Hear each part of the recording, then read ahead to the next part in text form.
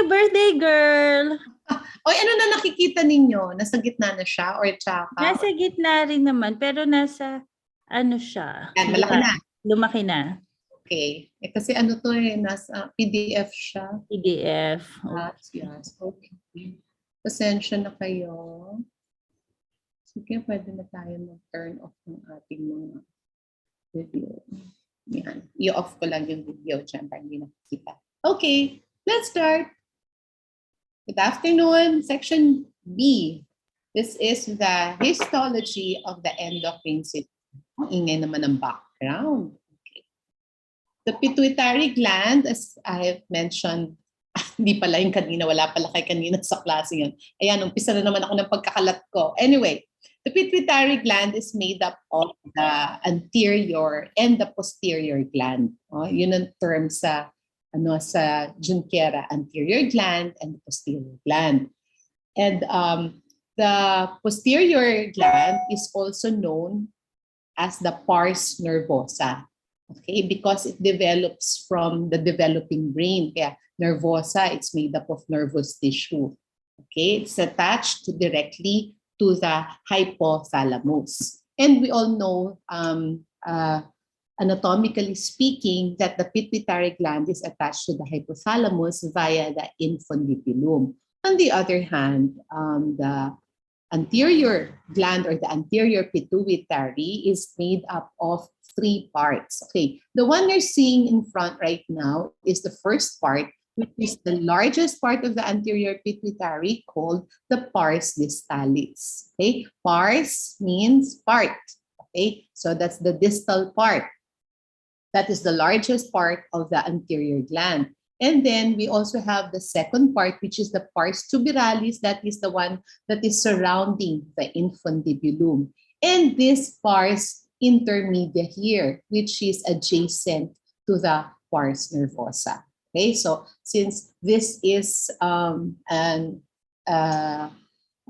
endocrine gland, of course, it is filled up with plenty of blood vessels, capillaries in between this. Okay. Okay, let's go now to the different cells that make up the pars distalis. So, inuna pala dito. Okay, ito muna tayo sa pituitary gland. So, in between, we can see here the pars intermedia. And the pars intermedia could easily be identified by the presence of this colloid filled structures called Rathke's cysts. Okay, so the Rathke's cysts, when you enlarge them, they appear to be like this, and they are found here in the pars intermedia. In fact, class, you are able to identify which are the different parts because also of the presence of the Rathke's cyst. Now, the Rathke's cyst is important because this produces melanocyte stimulating hormone. Okay, the pars distalis, which I said being the largest, no? So yan yung pars distalis, so ito yung intermedialis, no? That contains the Rathke's cyst. Let's go now to the pars distalis. Now, the pars distalis is made up of actually 3 different types of cells. The acidophils, okay? The acidophils, so from that word, from that term acidophils, these are eosinophilic cells. No? They take up more of the acidic stain. Excuse me, umiinom ako ng kape. So the acidophils and those that are basophilic, darker in staining, they're colored blue or violet. Okay? And the third type of cells, the chromophobes. Phobic, so takot sa kulay, kaya it appears to be maputla, like this one. Okay? It appears, ano pa yung maputla sa English? Nandiyan si Mr. Toy. Ano nga ba yung maputla? Pale? Ano? Pale. Sorry. Yes, pale staining. Yan. Doesn't take too much of the stain. Kasi chromo is color and then phobe is phobic, afraid. No? It won't take any of the color. Anyway, let's go back to acidophils. So these acidophils could also be identified into those different types of other cells. no? So you can differentiate. In fact, marami itong mga acidophils. But you can only differentiate it by using special stains like immunohistochemical stains, okay? Now, the acidophils are primarily made up of the somatotrophs. Okay, so pag sinabing somatotrophs, they produce somatotropin or the growth hormone. And the second one that is considered as lactotrophs, the acidophils are the lactotrophs. Lacto, milk, so it has something to do with milk, no? Milk production, so that hormone is prolactin. So again, acidophils, two types are the somatotrophs and the lactotrophs. What about the basophils? No? The basophils, these are the cells that produce FSH and LH. So anong tawag doon sa cells na yon? Those are called the gonadotrophs. Okay, so it has something to do with the gonads, with the testes and the ovaries. Now, if it's a female that we are talking about, it's FSH and LH. Kung male naman siya, it's FSH and ICSH. That's interstitial cell luteinizing hormone. And the other cell that are considered under basophils are the thyrotrophs, no? Thyro. So ibig sabihin, they are the ones that produce TSH. Okay, and another one that is considered also as basophils are the ones that produce ACTH, no? ACTH, so you call that corticotrophs. Okay, so in total class, how many hormones have I already mentioned? Kasi dapat there are 7 hormones in the anterior pituitary. So I mentioned about growth hormone, prolactin, ano pa? We have gonadotrophs. Excuse me. No. Sorry. Wait.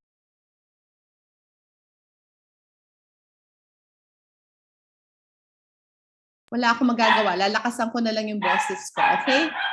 Pasensya na kayo. I'm sorry for that. So those are the hormones. It's supposed to be 7. Again, growth hormone, prolactin, FSH, LH. Then we have thyroid stimulating hormone, ACTH, and the one that is being produced by the Rathke cyst, which is still part of the anterior pituitary, that is MSH, which is melanocyte stimulating hormone.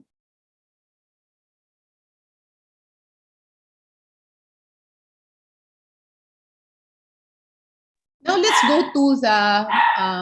go to the posterior gland, which is also called as the neurophysis. No, that's the that area is called, another term is the pars nervosa. Okay, anong part yon? No, it's called the pars nervosa.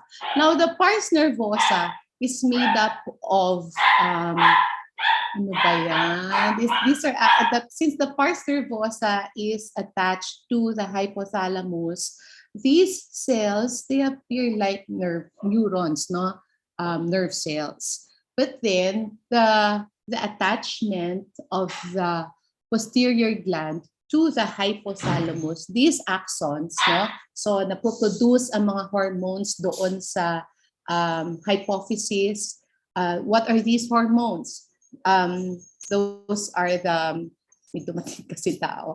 vasopressin and oxytocin. The vasopressin are those that are being produced by the supraoptic nucleus. Ang ingay niya talaga. And then I'm sorry.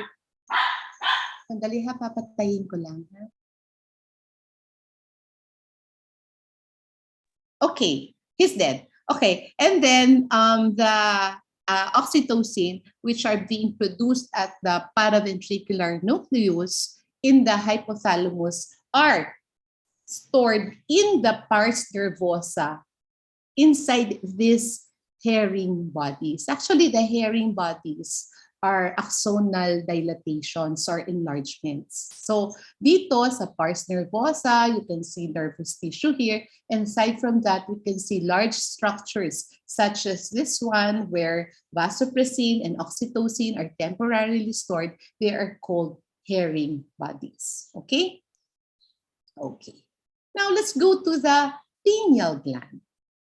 Yung the pineal gland is, actually, it develops embryologically sa neuroectoderm din yan. Okay? So the pineal gland, what is the parenchyma of the pineal gland? They are called pinealocytes. And what is the importance of the pinealocytes? No?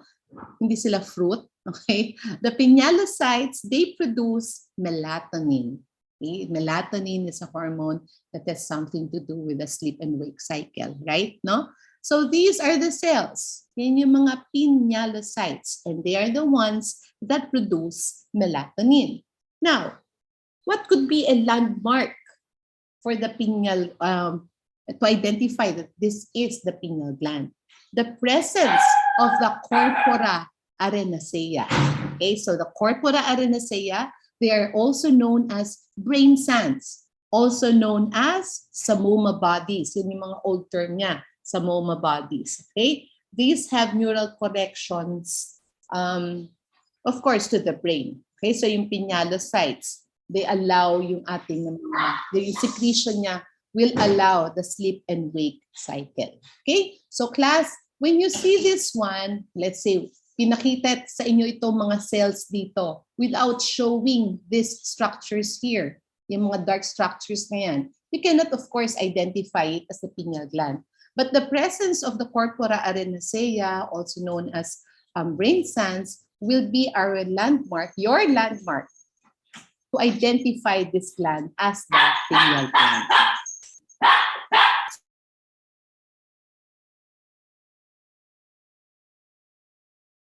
Alam nyo kanina, before the orientation, natutulog lang si Coco. Palagi siyang ganyan. Tumatahol siya pag nagle-lecture niya ako. Okay? Coco, stop na. Possessive si Coco. Gusto ikaw lang ang ano. Oo. Wala. Sorry. So far, class, any questions? Madali naman yung mga parts na yon. Okay pa naman, no? Okay. Wala kayong choice. Okay, let's go to another gland. We call this the thyroid gland. Okay. What about the thyroid gland? It's a very important gland. Dali lang, coffee muna. Okay. So the thyroid gland, it consists of these spherical structures called follicles. Okay, so yan yung mga follicles naman, yan yung mga rounded structures na yan. So this is the thyroid gland. Actually, class, the thyroid gland is an encapsulated gland, and the capsule, as like other glands, like other organs that we've already talked about in the first semester, no? The capsule will eventually divide into septae, and this septae will divide the thyroid gland into lobules, okay, or lobes, no? So each lobe will have this rounded structures called the thyroid follicle. And the thyroid follicle, let's go to look at the picture on the right, no? A thyroid follicle will be composed of this pink structure in the middle. It is called colloid, no? So yan yung nasa gitna. That is the colloid that is surrounded by this epithelial tissue here.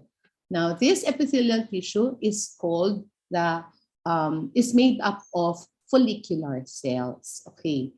Now, the follicular cells, nung first semester, ang description natin sa kanya is made up of simple cuboidal epithelium. Yes, that's the most common. But then sometimes, if you will look at the lining epithelium, some will appear as simple squamous, some will appear as simple low columnar, and majority of which will be simple cuboidal. Now, why is there discrepancy in the lining of these thyroid follicles? It will depend on the function of the state of function of the thyroid gland.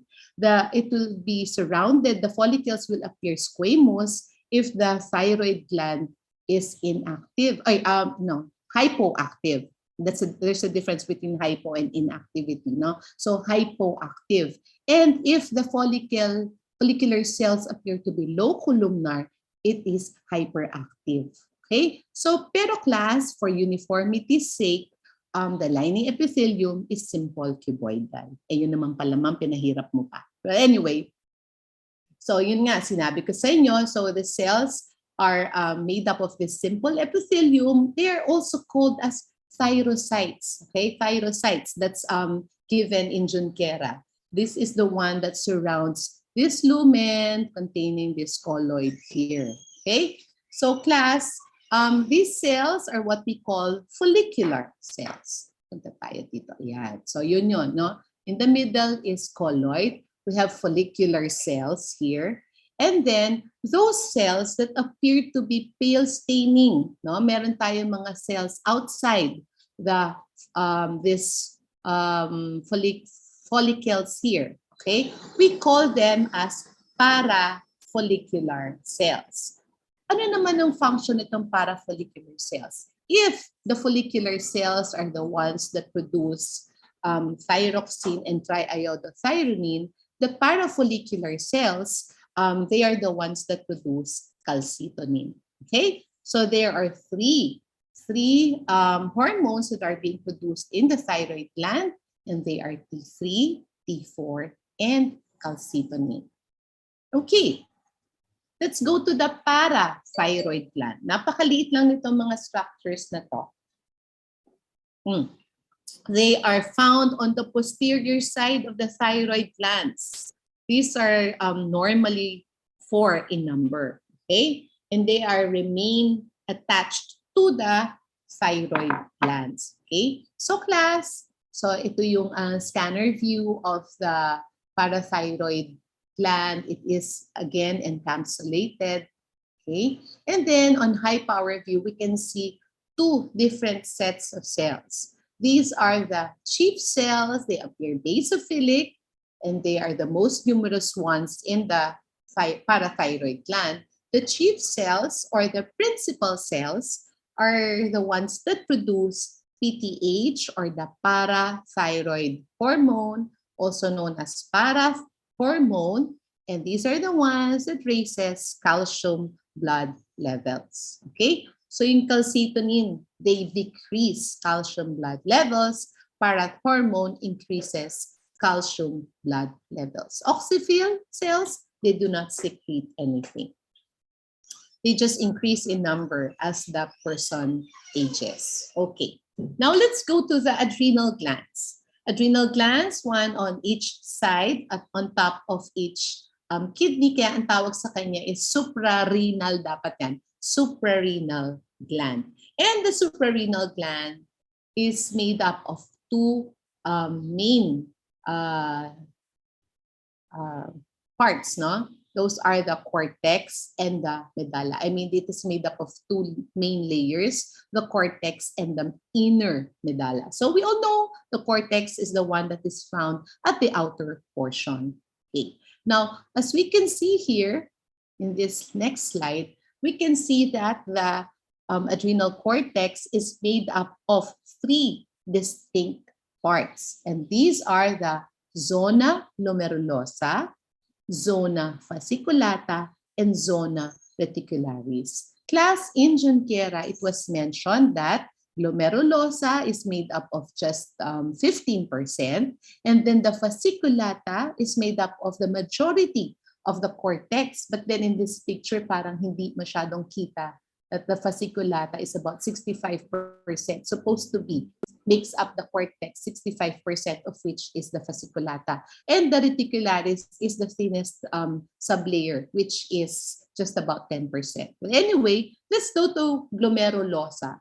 Glomerulosa, no, class, makikita ninyo that the cortex of the adrenal gland is the typical picture of adrenal glands or structure or organs that are secretory, specifically the glands, not the endocrine glands. They are arranged in cords. Okay, so nakikita nyo para siyang linear, no? They appear in cords or in rows. And the most superficial, which is this one, zona glomerulosa, is made up of round clusters of cells. So maraming round cells dyan. And the importance of which is they produce mineralocorticoids. And the most important mineralocorticoid being produced here is aldosterone. Okay, so aldosterone has something to do with regulating electrolyte levels.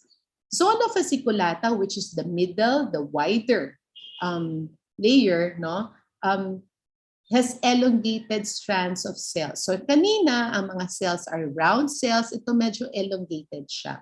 Okay?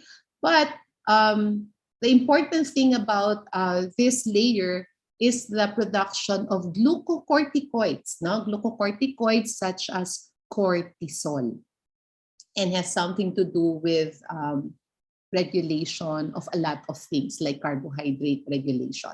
Okay? And the last layer in the cortex is the innermost one, which is zona reticularis, and it produces weak androgens. Okay? Okay, in weak androgens that has still to be converted into testosterone. Okay? In men yun. Now, let's go to the medulla. Okay. The adrenal medulla, the cells here are more basophilic.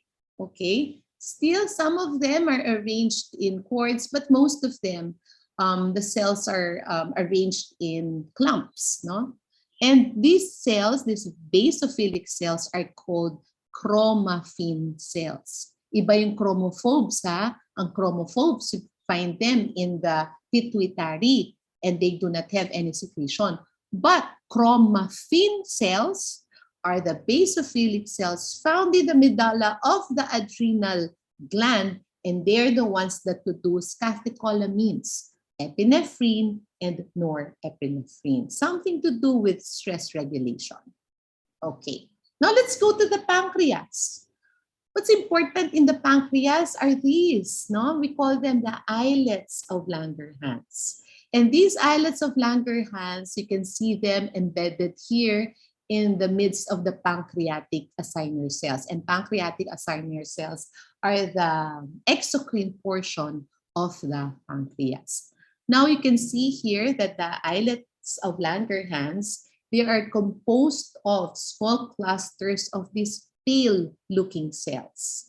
And they are primarily composed of beta cells, alpha cells, and you can only differentiate the cells here as being beta or alpha or delta and all other Greek letters of the alphabet, no? By using special stains. In fact, yung mga special stains, they will tell na yung mga alpha cells daw are more found in the periphery, whereas the beta are found in the center. Yun ang sinasabi sa Junquera. Okay? Class, I hope you can appreciate this, yung mga red na yan. Doc, lahat sila, they appear red. No, this one, specifically these ones, no? That's a capillary, those are blood vessels. Remember, this is an endocrine structure here. So marami siyang mga blood vessels. Okay? Testes. Okay, the testes, the one which is shown here, okay, I know you know this already. This is a cut portion of a seminiferous tubule. Another seminiferous tubule here, another one here, okay? So this is the seminiferous tubules that is made up of stratified cells that are cells that are the exocrine portion of the testes. But we are talking of the endocrine. So we look at the outer portion of the seminiferous tubules. And there we can see very large, highly eosinophilic cells. And these are what we call the Leydig cells. The Leydig cells are the ones that are important because they are the ones that secrete testosterone. Okay? Kaya tawag sa kanya class interstitial, nasa gitna, between the seminiferous tubules, interstitial cells of Leydig. Okay? So they are the cells that produce testosterone. Okay. Let's go to the ovaries, no? The ovaries, they produce egg cells, okay? Ovum or ova.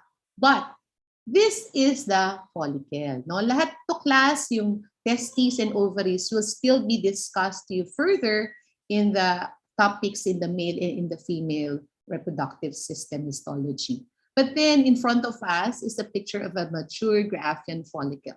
The mature Graafian follicle is composed of this highly organized structure here, and this ovum surrounded by the corona radiata. But then the important part here is this portion here. Okay, yan. So if we take a portion of this mature Graafian follicle, we can see the different layers. Okay, so ito class, let us imagine na nandito yung ovum sa gitna, and then we cut a portion of the surrounding. And you call that, this layer here, I hope you can see the distinction between the three layers here.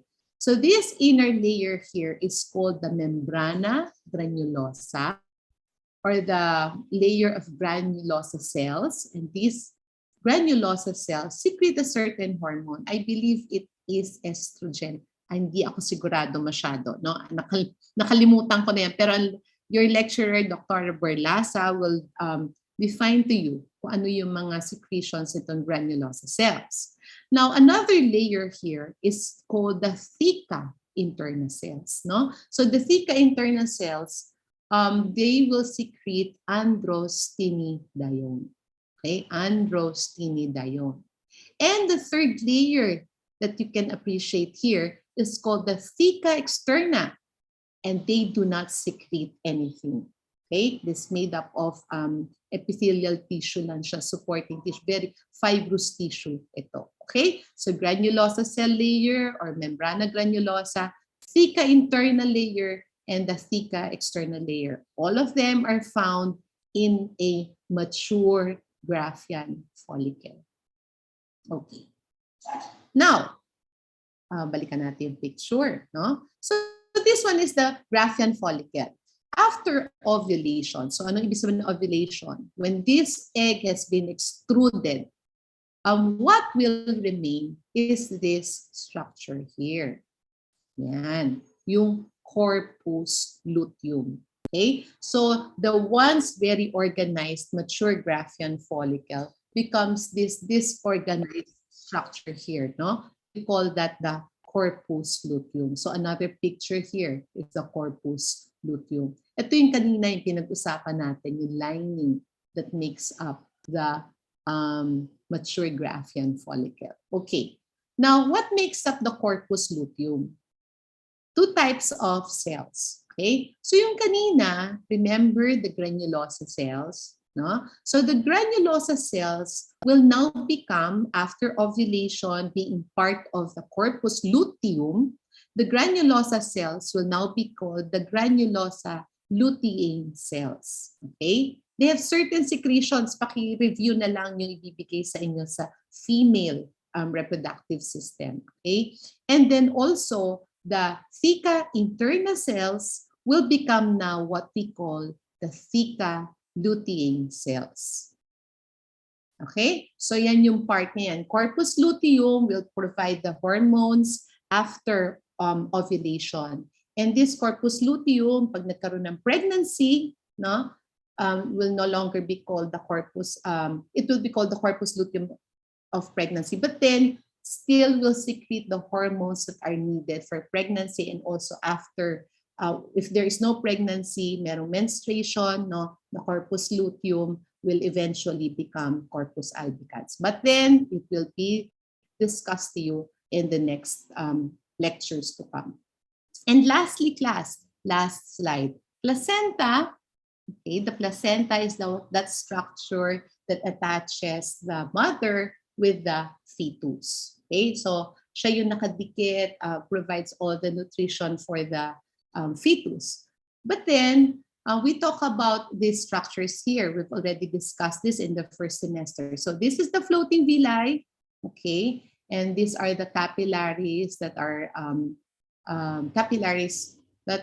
that belong to the fetus. Well, anyway, please center your focus on these dark cells here. These are what we call the syncytio trophoblast cells, significance of which is the production of human chorionic gonadotropin. HCG is the one that is being detected that is being tested in when we use the pregnancy test kit. So yan yung dinidetect to determine if there is pregnancy or none. Okay, so what produces HCG? Syncytial trophoblast cells. The organ is placenta. The cells are syncytial trophoblast cells. The hormone is HCG or human chorionic gonadotropin. Okay, and that is all for this afternoon's orientation. Essential, nakatingnan niyo, tahimik na si si Coco. Hi, Dr. Vibar. Hindi, baka pwede nyo kantahan naman si Dr.